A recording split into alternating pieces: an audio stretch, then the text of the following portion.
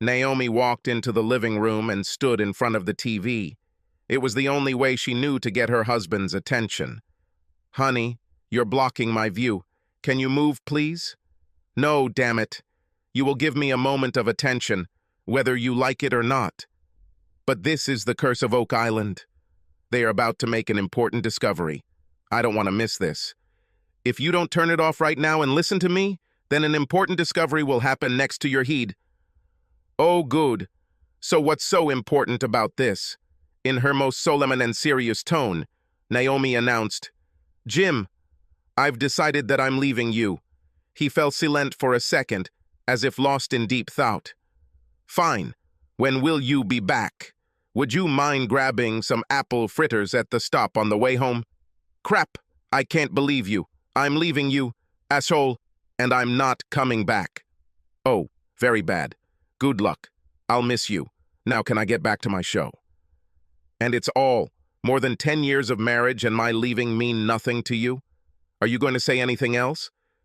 He smiled and said, "How about, don't forget to leave the keys to the house?" "No, you stupid. How about saying something like, 'Why are you leaving, honey?' Or, 'Please don't go. I don't know what I'll do without you,' or even, 'Fuck you and the horse you rode,' is just something that shows that you ever cared about me. Let's watch. I married you. I have spent 10 years of my life, time and money supporting you, our home and our way of life. I will have sex with you whenever you want. I remember your birthday, Christmas, Valentine's Day, our anniversary, and Mother's Day, even though you are not a mother yet. Oh my God, are you pregnant? So that's what it's all about. You're an idiot. How could you believe that I would leave you if I was pregnant? Well, if it weren't my child, you could. If it weren't your child? Are you accusing me of cheating on you? How dare you? How could I stay with such a pathetic slug like you for so long? Well, it looks like my guess was a reasonable conclusion. Let's see. You're dropping a bomb on me out of the blue by leaving. You don't give a reason why you're leaving. One possible option could be that you have found and want to be with another man. If you were with another man, then you probably already had sex with him, which means that you could be pregnant from him. I think my guess was a very logical conclusion. I'm not dating another man, but given the lack of interest in my departure, I'll definitely start looking. Before you go, can I ask a question? You're finally showing some interest. Continue. Would you mind if I met your sister after you leave? What? You want to date my sister? Where in your weak brain did you even come to the conclusion that my sister would want to date you? Christmas at your parents' house. After a few egg legs, your sister whispered to me, "If you ever get tired of this wizened shrew and want some really good sex, call me." This is the first time. Since then, she has repeated this sentence a couple of times in even more colorful terms. "You're lying, bastard. Why on earth would she want you when she has Fernando?" "I don't know. Maybe she's tired of sharing him with you and not getting anything in return." "Damn it! Do you think I'm sleeping with my sister's husband?"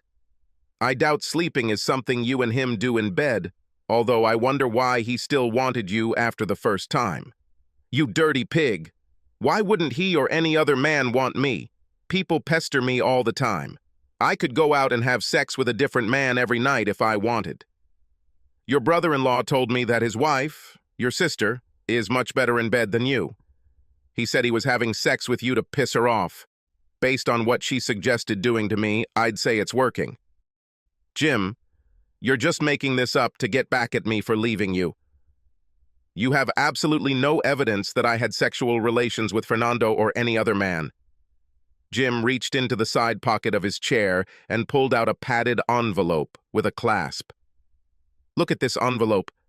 The divorce papers are only a few pages long. In the rest of the photographs, you are out of bed with those who are not at all like me, your husband. I must admit that I had a hard time choosing the best of the best for my divorce lawyer." Naomi collapsed on the floor in tears.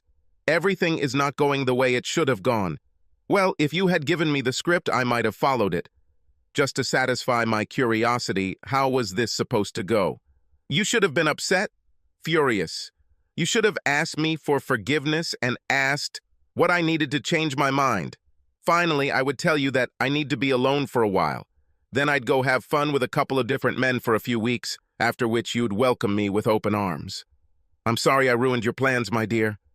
Need some help carrying your bags to your car? Jim, don't you really have any desire for me to stay? Didn't our years together mean anything to you? I remember a lot of good times, is not it? Couldn't we at least think about seeing a psychologist? I will stop dating other men. I promise. I'll tell you what. You will go through your school of sex, but not with me. When you get to the point where men actually come back to you again and again, let me know and I'll see what you've learned. When did you become such a vindictive bastard? The day I found out you were in bed with your brother-in-law. 2 years later. Hey! I already told you girls, no harassment in my bar. I'm not working tonight. I came to see my ex-husband. Naomi, is that you under all that makeup? Of course, Jim. How are you doing? Not bad. What has changed about you besides your makeup and wardrobe? Now I am the goddess of sex. Isn't this what you wanted? Have you found a sex school? Something like that. I made a deal with local call girls to learn how to please a man in exchange for having sex with him for a year. My year is over. Jim grinned. You came back just to show me how much better you are in bed now? To her.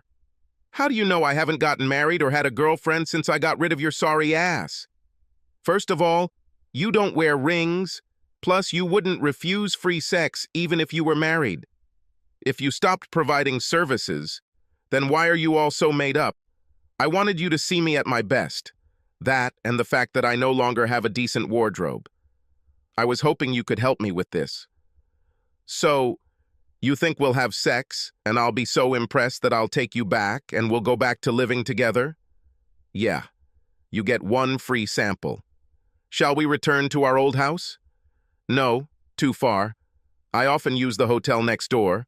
I get a discount. They walk to a nearby hotel and enter at a room. Well, Naomi, show me what you've learned.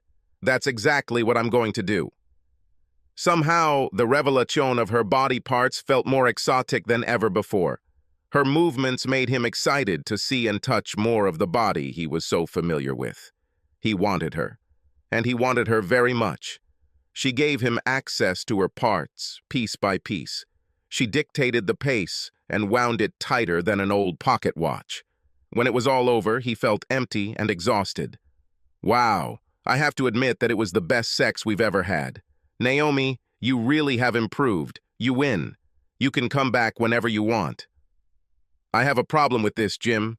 Exactly? My standard of what I consider good sex has been raised by my experiences with many men. No offense, but you need to get better in bed. Try to find a sex school for men.